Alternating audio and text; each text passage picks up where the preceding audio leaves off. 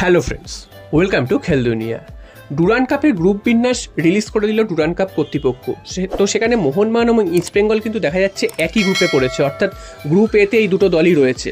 আমরা লাস্ট কিছু বছর ধরে দেখে যাচ্ছি যে ডুরান্ড কাপের গ্রুপে কিন্তু মোহনবাগান এবং ইস্ট বেঙ্গলকে একই গ্রুপে রাখা হয়, যার ফলে একটা গ্রুপেই কিন্তু ডার্বি হওয়ার একটা সম্ভাবনা তৈরি হয়। তো এবারও কিন্তু তার অন্যতা হয়নি। এছাড়াও মোহনবাগান এবং ইস্ট বেঙ্গল ছাড়া রয়েছে ডাউনটাউন হিরোস এবং এয়ারফোর্স ক্লাব।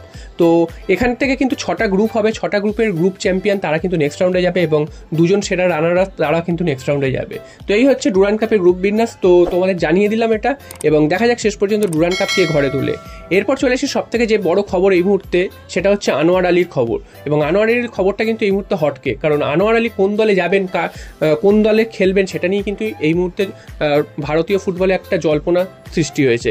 দুদিন আগে একটা নিউজ উঠে এসেছিল, সেখানে জানা যাচ্ছিল যে আনোয়ার আলী মোহনবাগান ছাড়তে চান হঠাৎ করে, কারণ আনোয়ার আলীর সাথে মোহনবাগান ম্যানেজমেন্টের একটা কোনো সমস্যা হয়েছে এবং ড্রেসিং রুমেও একটা সমস্যা হয়েছে।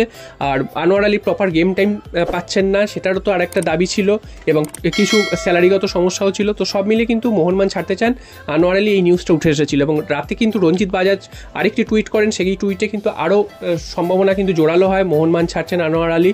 এবং সেখানে দেখা যায় যে রঞ্জিত বাজাজ জানান যে মোহনবাগানের সাথে কিন্তু তার লোন ডিলের চুক্তি রয়েছে, এবং ফিফার নিয়ম অনুসারে 1 বছরের বেশি কিন্তু কোনো লোন ডিল থাকে না, এবং তাই জন্য মোহনবাগানকে কিন্তু ছেড়ে দিতে হবে আনোয়ার আলীকে। তবে গতকাল কিন্তু সমস্ত জল্পনার অবসান ঘটিয়ে মোহনবাগানের তরফ থেকে একটা কিন্তু আনোয়ার আলীর ভিডিও আসে, এবং সেখান থেকে বোঝা যায় যে মোহনবাগান কিন্তু আনোয়ার আলীকে রেখে দেওয়া হচ্ছে, এবং সেখান থেকে কিন্তু সৃষ্টি হয় যে মোহনবাগানই থাকছেন, আনোয়ার আলী কোথাও তিনি যাচ্ছেন না। তবে সমস্ত খেলা কিন্তু ঘুরে গেছে আজকের আবার এসে। এখানে দাঁড়িয়ে যেটা জানা যাচ্ছে, আনোয়ার আলীকে নিয়ে কিন্তু সমস্যা এখনও অব্যাহত, এবং আনোয়ার আলীর সাথে যে সমস্যাটা তৈরি হয়েছে মোহনবাগানের, সেটা কিন্তু এখনও চলছে। কারণ এখানে কিন্তু কিছু নিয়ম রয়েছে, ফিফার নিয়ম। তো সেই নিয়মটা হচ্ছে, তোমাদের প্রথমেই যেটা জানালাম যে 1 বছরে কিন্তু এখন লোন ডিলগুলো যদি কোনো ক্লাব থেকে অন্য কোনো ক্লাবে কোনো প্লেয়ার লোন ডিলে যায়, সেটা কিন্তু 1 বছরেরই মেয়াদ থাকে। 1 বছর পর কিন্তু আবার তার পেরেন্টস ক্লাবে ফিরে আসতে হয়। তো এই নিয়মটা কিন্তু ফিফা চালু করেছে। তবে এখানে একটা মজার বিষয় হচ্ছে, ফিফা এই নিয়মটা চালু করলেও সমস্ত দেশে কিন্তু 2-3 বছরের মধ্যে এটা ইমপ্লিমেন্ট করার কথা। তবে ভারতীয় ফুটবল ফেডারেশন কিন্তু সেই নিয়মটা কিন্তু ইমপ্লিমেন্ট এখনো অবধি করেনি, যার ফলে মোহনবাগান দাবি করছে যে যখন ভারতীয় ফুটবল ফেডারেশন এই নিয়মটি ইমপ্লিমেন্ট করেনি, তাহলে তো এই নিয়মটা ভারতবর্ষে খাটার কথা না, এবং মোহনবাগানই আনোয়ার আলী থাকবেন, এটা ফুল অ্যান্ড ফাইনাল।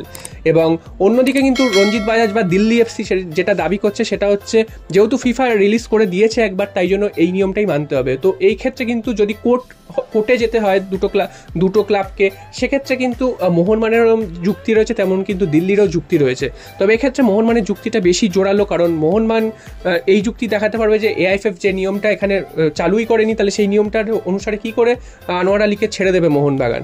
তো এইটা একটা রয়েছে। এবং মোহনবাগান যদি আনোয়ার আলীকে ছেড়ে দেয়, তাহলে তিনি কোন ক্লাবে যাবেন, সেখানে কিন্তু ইস্ট বেঙ্গল দৌড়ে রয়েছে, এবং কিছু কিছু জায়গায় এটাও রিলিজ করে দেওয়া হয়েছে যে ইস্ট বেঙ্গলে 5 বছরের চুক্তিতে সই করেছে। তবে এর কেন কিন্তু অফিসিয়াল কোনো নিউজ এখনও কনফার্মেশন কিছু আসেনি বা কোনো ভিত্তি নেই। বিভিন্ন জায়গায় প্রকাশ করেছে ঠিকই, তবে এর কোনো সত্যতা কিন্তু এখনও অবধি নেই। যদি মোহনবাগান না রাখতে পারে আনোয়ার আলীকে, সেক্ষেত্রে কিন্তু মোহনবাগানের একটা বিশাল লস হবে, এবং যে ক্লাবে যাবে আনোয়ার আলী সেখানে কিন্তু সেই ক্লাবের কিন্তু অনেক লাভ সুবিধা হবে বলাই যায়। এবং আনোয়ার আলী কিন্তু যখন চোটের জন্য অনেক দিন মাঠের বাইরে ছিল, তখন কিন্তু মোহনবাগানই বড় ক্লাব হিসাবে তার পাশে দাঁড়িয়েছিল, এবং তাকে কিন্তু মোহনবাগানে নিয়ে এসে প্রপার গেম টাইম দেন এবং খেলার সুযোগ করে দেন। এবং আনোয়ার আলীর কাছে এখানে আরও একটা সুযোগ রয়েছে, সেটা হচ্ছে এসিএল খেলবে মোহনবাগান। তো সেখানেও কিন্তু খেলার একটা হাতছানি রয়েছে। তো এত কিছু ছেড়ে আনোয়ার আলীও হয়তো যেতে চাইছেন না মোহনবাগান ছেড়ে। তবে এই একটা যে নিয়ম বা একটা যে সমস্যা তৈরি হয়েছে, সেটা আনোয়ার আলী নিজে তৈরি করেননি, সেটা কিন্তু বিভিন্ন নিয়মের জাতাকলে তৈরি হয়েছে। তো সেটার জন্য কিন্তু একটা সমস্যা তৈরি হয়েছে। তো দেখা যাক শেষ পর্যন্ত মোহনবাগানে আনোয়ার আলী থাকেন না অন্য কোনো ক্লাবে যোগ দেন। তো এই মুহূর্তে কিন্তু এটাই হটকেক। এখনও অবধি পাওয়া খবর অনুযায়ী এটা কিন্তু ঝুলে রয়েছে, এখনও কিন্তু নিষ্পত্তি হয়নি। যদি নিষ্পত্তি হয়, তোমাদের কিন্তু সঙ্গে সঙ্গে আমি নিউজ